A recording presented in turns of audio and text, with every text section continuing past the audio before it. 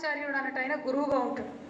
గురువుగా ఉండి ఏం చేస్తాడంటే అందరు చెప్తున్నాడు, ఆ చెట్టు మీద చిటారి కొమ్మ మీద పిట్ట ఉంది, ఆ పిట్ట కన్ను గుడ్డు కొట్టాలే బాణం అని చెప్తున్నాడు అందరికీ. దుర్యోధన దగ్గరికి పోయిండు, ఏం దుర్యోధన ఏం కనపడుతున్నది అన్నాడు. చెట్టు కనపడుతుంది, చుట్టూ ఆకాశం కనపడుతుంది అన్నాడు. లాభం లేదనుకున్నాడు, ముందుకు పోయాడు.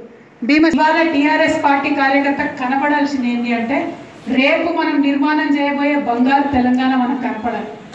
కానీ ఆ బంగారు తెలంగాణ సాధించాలంటే మన చేతిలో బాణం ఉండాలి, మన మరి ఆ బాణం వేస్తేనే రేపటి బంగారు తెలంగాణ సాధ్యమవుతుంది.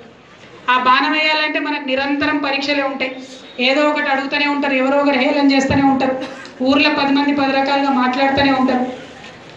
గంటలు ఇవ్వబడితే నీళ్ళు ఇవ్వబడితే, అదే కాకుండా మార్కెట్కి తీసుకుపోతే గోడౌన్లు మంచిగా చేయబడితే, మాన 10 పనులను చేస్తున్నాం. ఇవాళ మహిళల కోసం చూడండి, అంగన్వాడీ తీసుకుంటే అంగన్వాడీలో అంతకుముందు కొలిసి పోవ పెట్టేది, ఇగో ఒక్క అని చెప్పారు.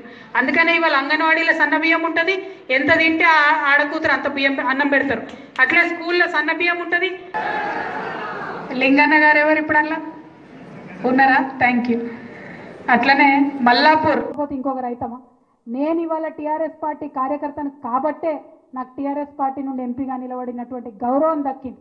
కేసీఆర్ గారు టీఆర్ఎస్ పార్టీ మొట్టమొదటి కార్యకర్త కాబట్టే ఇవాళ వారు ముఖ్యమంత్రి హోదాలో తెలంగాణ ప్రజలకు మేలు చేయగలుగుతూ ఉన్నారు. పార్టీ ఉంటేనే పదవులు ఉంటాయి, పార్టీ లేకపోతే పదవులు ఉండవు.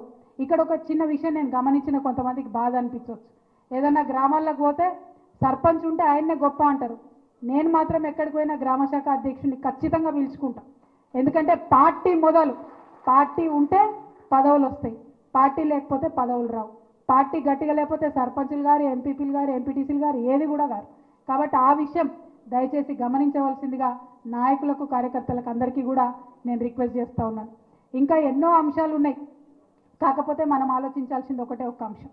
చాలా మంది రకరకాల విషయాల్ని మనకు చెప్తూ ఉంటారు, భయపెట్టేటటువంటి ప్రయత్నం చేస్తూ ఉంటారు.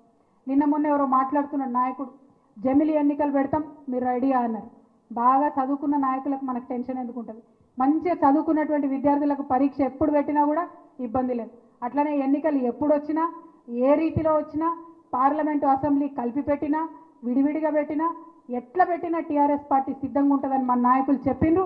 దాన్నే